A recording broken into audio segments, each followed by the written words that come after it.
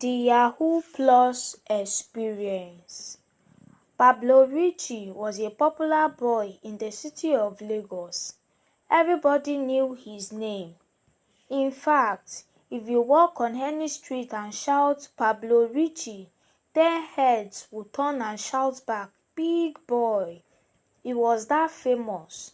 But before he became the Pablo Richie everybody was talking about, his story was not sweet at all. Pablo Richie's real name was Richard, but people in his neighborhood often calls him Richie. He was the only child of his parents. Sadly, when he was just 8 years old, his father died in a terrible car accident on his way to work. It was a rainy day, and the road was slippery. The brakes failed, and just like that, Pablo's father was gone forever. Life became very hard after that. His mother, Mama Richie, as people called her, did everything she could to raise him alone. She sold tomatoes at the market.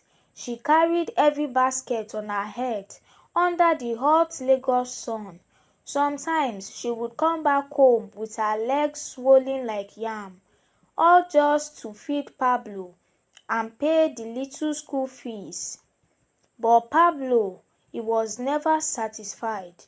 If Mama Richie bought him rubber sandals for school, Pablo would cry, "But mommy, other children are wearing Nike shoes."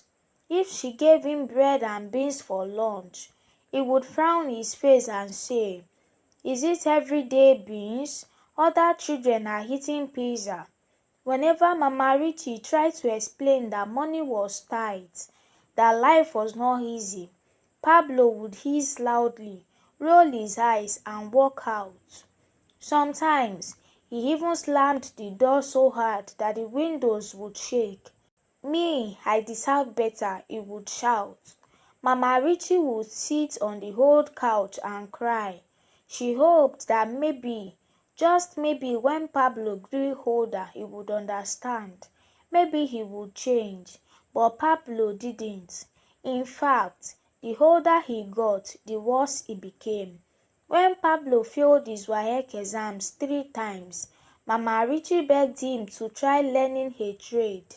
She put him in a workshop to learn carpentry under one Mr. Johnson, a kind old man who smelled like sawdust and always wore trousers that were too big. At first, Pablo tried, but after 2 weeks he started grumbling. "How can a whole Pablo Richie be carrying planks? I'm supposed to be driving Benz, not building chairs." He would leave the workshop and go hang out at cyber cafe joints, watching boys who wore gold chains and posted pictures on Instagram with money fans. That was where the wrong idea entered his head. One afternoon, Pablo came home with excitement in his eyes. "Mommy," he shouted, "I have found the secret to success." Mama Richie dropped the bowl of eba she was turning and wiped her hands. "What secret, my son?" she asked. "Internet money, fast money, Yahoo Yahoo," Pablo said proudly, like he just won a trophy. Mama Richie's eyes widened like saucers. "To Fiakwa, God forbid bad thing. Pablo, don't follow that evil road though." But Pablo laughed. "Mommy, this one is not evil. It's just smart work, not hard work." He didn't listen to his mother. He had already made up his mind. Pablo Richie started doing runs with other boys in the area. He created fake profiles online, pretending to be a rich white man looking for love. Soon, money started flowing. At first, it was small, but Pablo didn't stop. He grew greedier. He started using jazz, local terms, to boost his scam, visiting all sorts of babalawos, native doctors, deep inside Mushin. One babalawo told him to bathe at midnight under a mango tree and eat one boiled egg without chewing. Pablo did it, laughing like a madman. "Anything for the money," he said. And the money came, heavy. Before you could say Yahoo boy, Pablo was balling. He bought an iPhone 14 Pro Max, wore designer clothes, Gucci, Fendi, original or fake, nobody could tell. He started clubbing every Friday, spraying money on girls like water. They nicknamed him Pablo Richie.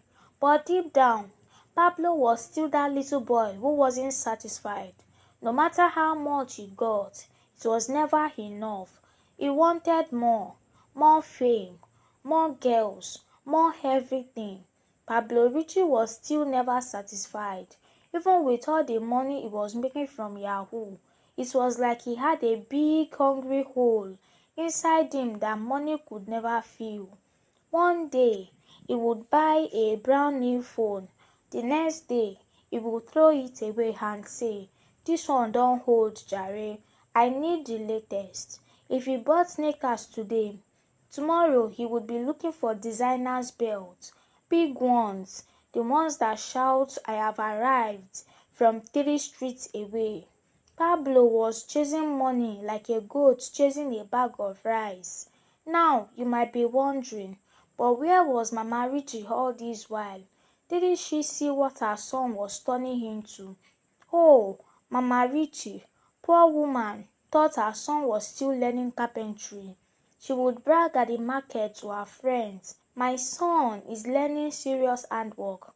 Very soon he will open his own furniture company.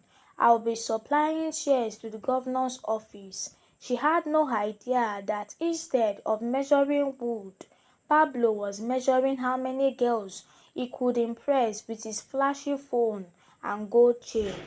But soon Mama Richie started noticing something strange. First, Pablo came home with a new wristwatch that was shinier than Christmas lights.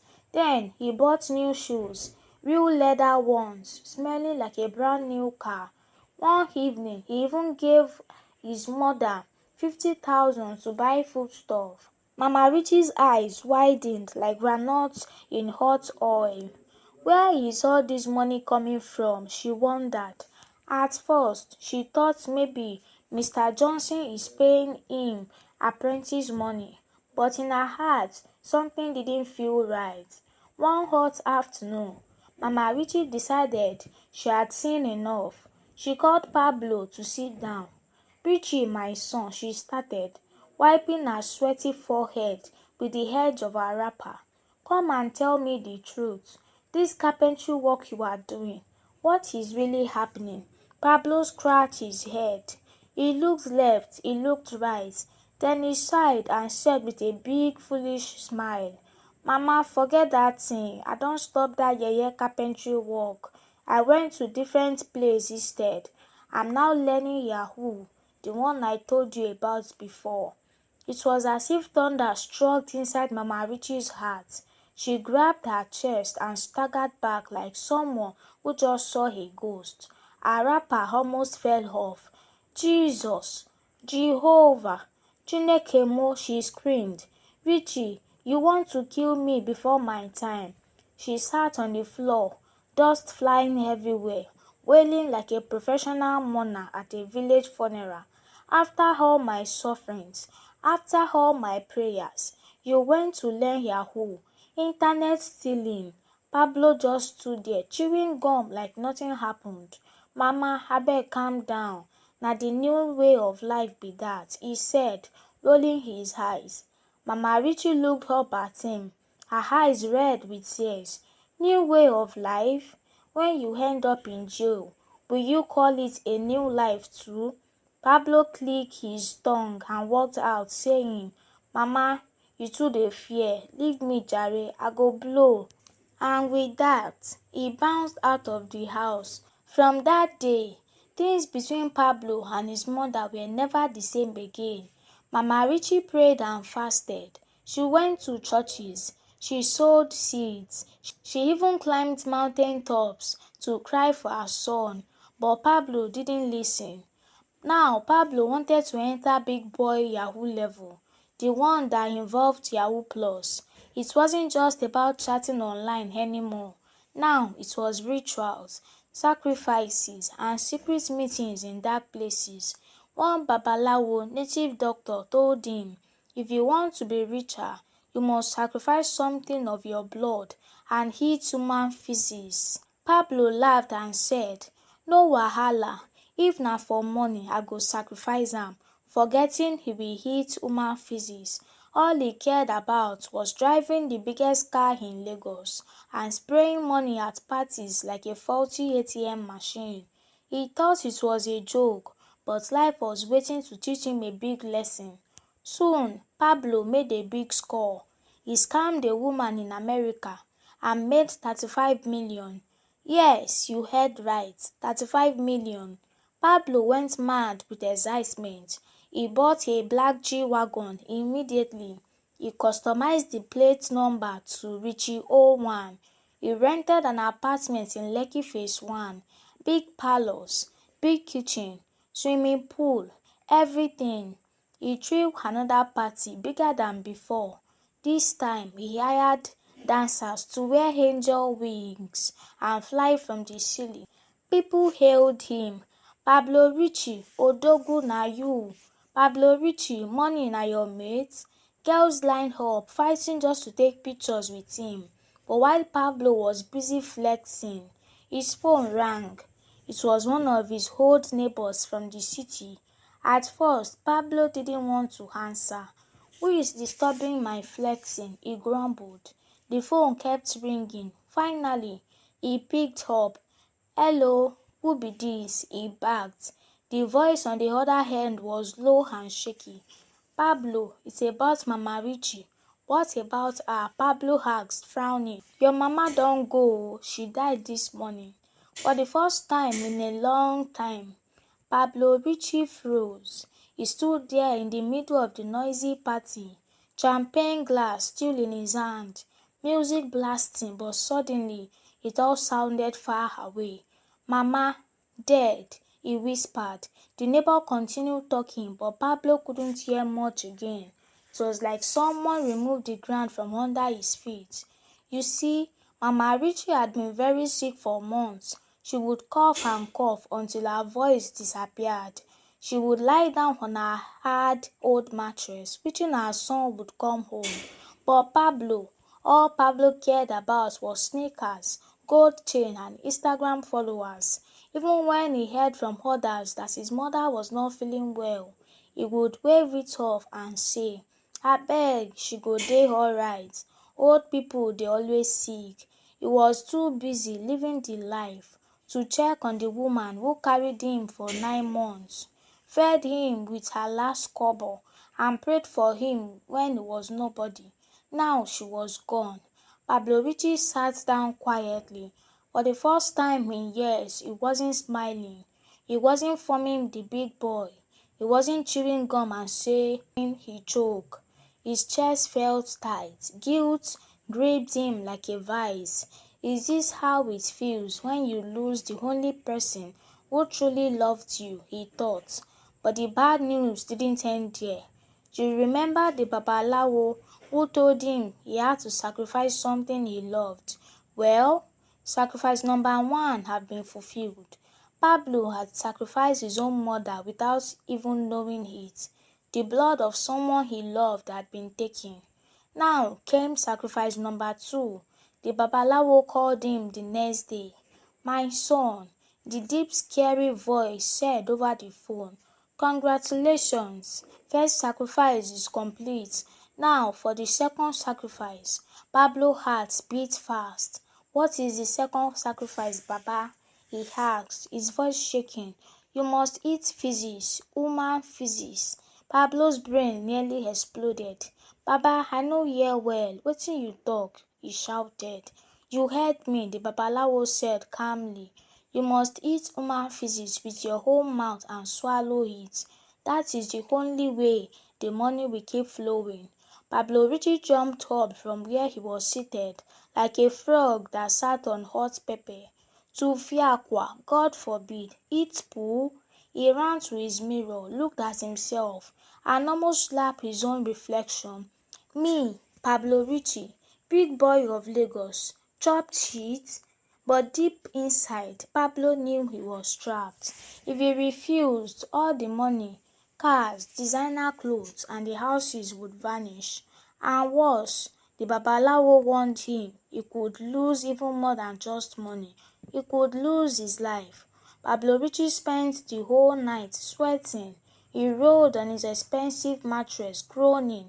God, why me? He cried. Why didn't I just stay in carpentry shop?